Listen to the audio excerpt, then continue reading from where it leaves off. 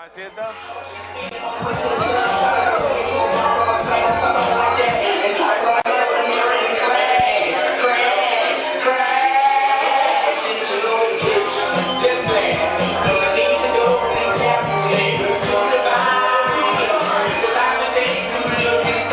Realize that real guys go for real down to Mars girls. So what up? Josiah Amaze. I do art, I do music, I do life. My main focus really is showing people how to utilize their passions and their crafts and their talents in order to live the life that they want to live. I think from a young age I've always had a big passion to want to make a big difference in this world. I've always said that I wanted to make $1 million so I could give 1 million people $1.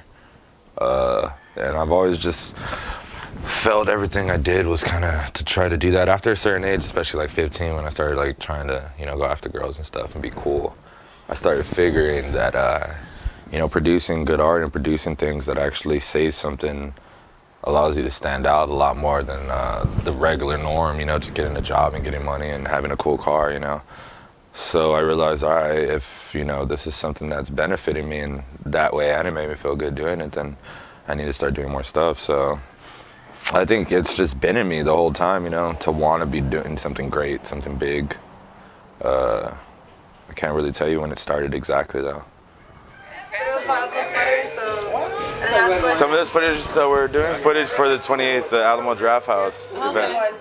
And so I'm trying to get like kind of interview, day in the life type shit. My bad, it's my skis. That's cool, that's cool. So yeah, that's what this footage is gonna. It's gonna be played on a video, on a like movie theater screen. Like, that's gonna be cute. It's gonna be dope. It's gonna be dope. Yeah, Alamo Draft House, man, voted the best movie theater by Entertainment Weekly. What are you doing? Put it on the resume now.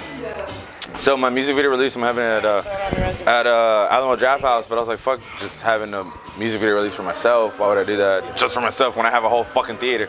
So I was like, let's do multiple artists, multiple videos. So we're trying it now. We're trying it out, see if it goes well. Free event. And if it goes well, then I want to move it to 150. Right now we got the 90 capacity theater. That's cool. That's what's up. Yeah, and I think it'll honestly, people are like trying to get on it now. Compilation of videos? I'm afraid that too many people are gonna try to show up, and then I'm gonna turn people away. Well, you're gonna have to, though. Yeah. You're gonna have to. I think it's gonna. February 28th.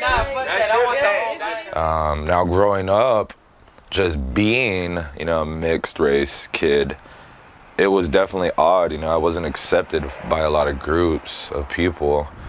Both of my families, actually, my Mexican side of my family never accepted me because I always look white, and then my black side of my family didn't accept me because I look white, and I'm not even white. But it was just growing up, I always knew I was different. I always knew that there was something about me that was never going to blend in. I was never going to be able to just blend in and be normal and have a normal life. Yeah, get free Tuesdays at Hondros. Again, if you came out tonight, mad love to you for coming through this fucking weather to get here. If I may, I just want to spit a little something. Yo, when it comes to my rapping, I'm never slipping up. This song reminds me of really playing getting up. Act those when I'm tagging on the walls, and I'm just thinking how I really want to get it all. But every time I think about this shit, my mind is small. I mean, let me take it back, my mind is never small. And I know one day, really I would fall if I really came through like my height stands tall. I started making music when I was about, I'd say 11, 12. I started rapping, started writing raps, and I started getting more serious about it about 15, between 15 and 17 years old. And 17 is when I had my son. And that's when I kind of figured, like, if I have this talent and I could utilize it, then I need to do it, you know what I mean? I think it was about 20 is when I decided to come out, in community. So before then, it was just always me by myself. I told myself I didn't want to show anybody my craft until it was ready.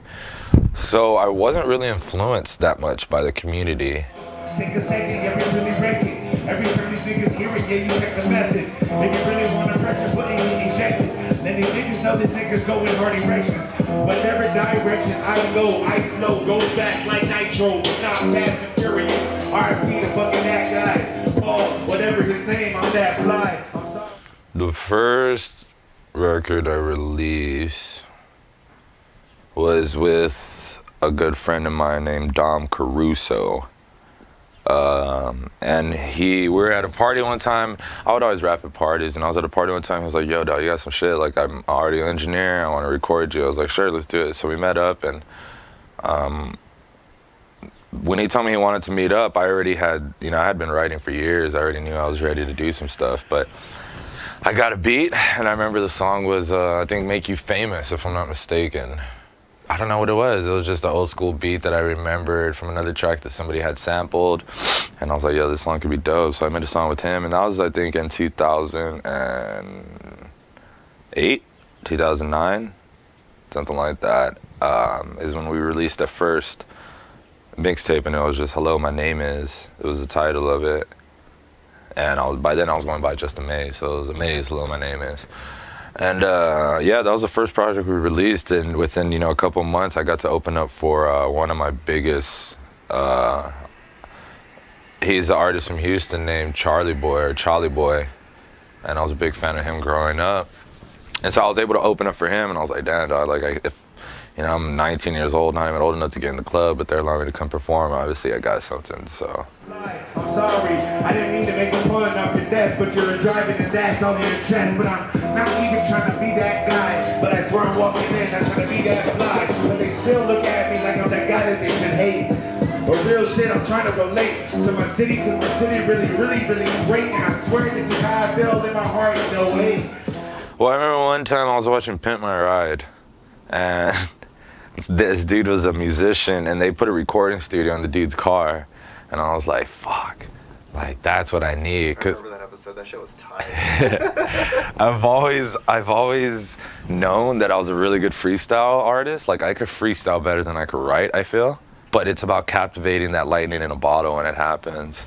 And so before, when I would write, it would be like, yeah, this is a dope song. I'll be all hype when I write it. But then by the time I got to the studio, I was already kind of tired of it, over it. And then it just would never come out the way I wanted to. Most days, I'll wake up and the first thing I do, honestly, usually is come and sit down right here, open up the program, and just get to work. What I do is I figure out a sound that I want to start the song off of, the beat, I would say. It's kind of what vibe I'm going with today, what I feel.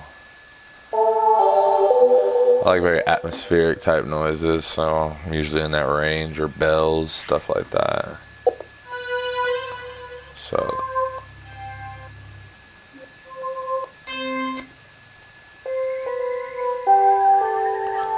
it's a cool sound, so let's just start off with that. I'm going to start at a tempo of 140, and then just kind of fill in the blanks. Really, now it's being able to record and make my own beats and all that. It's just so much more easier because I'm able to literally, I'll sit in the studio, make a beat, and be fired up and already got a hook idea. Then I lay down the hook, and then I'll finish out the beat, export it, throw it down, and then be able to record on it with that idea that I already had before.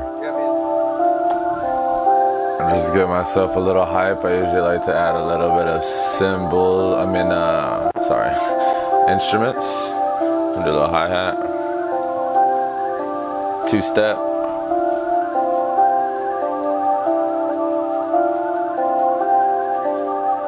A little triplet in there. At this point, I'm like, all right, there's a lot of mids, a lot of atmosphere, so I want a bell. Look at the bell.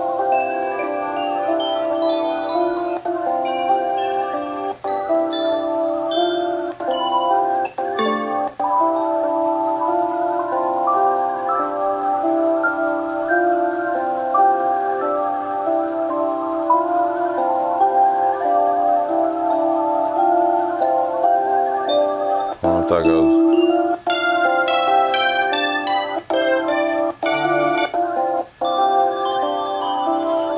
Sounds cool. Let's just copy that.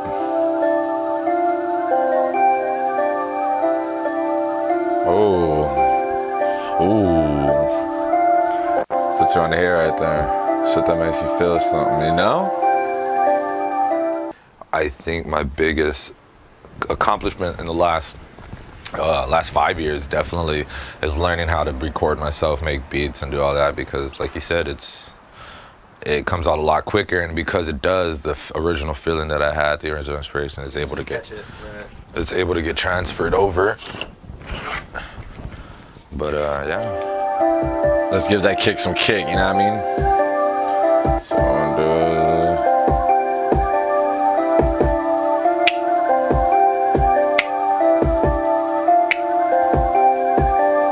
Really, it just depends on what I'm feeling. Sometimes, you know, if I'm kind of like in a hype mood, I'll sometimes start with the bass, just to get that bang right away.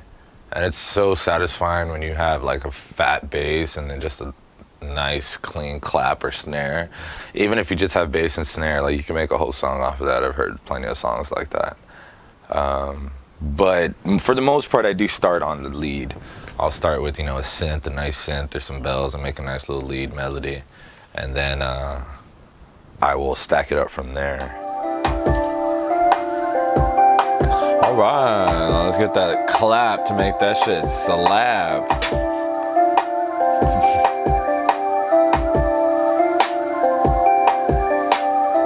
I used to sample a lot more, but then now that I've learned how to kind of make my own, I've always wanted to be an original. Sounds pretty nice for a bass. So I'm gonna do this. You probably can't hear it on the camera because you ain't cool enough. Just kidding with you guys. Just kidding. I think really it's just not thinking about it so much. You know, I think about it like, damn, yeah, I didn't go to school. I don't really understand music theory fully. You know, I know what chords are, I know notes, I know all that stuff, but I don't know, like, I can't remember major chords or, you know, minor chords or whatever. I hear what sounds good.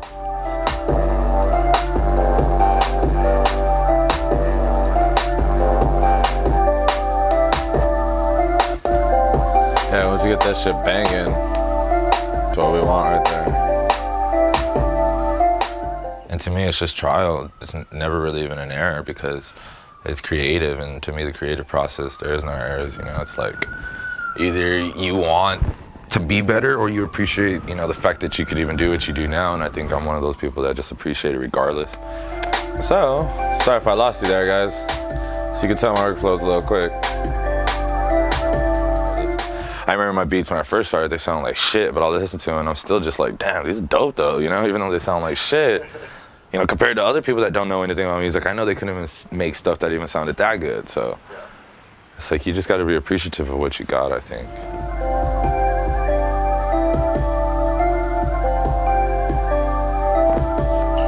All right, that is fucking, what is that, a crash? I think we can call it a day on this one.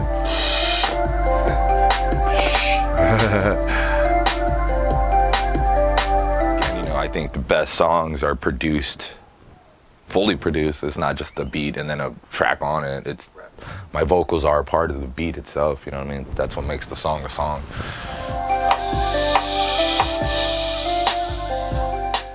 Sorry, Ma!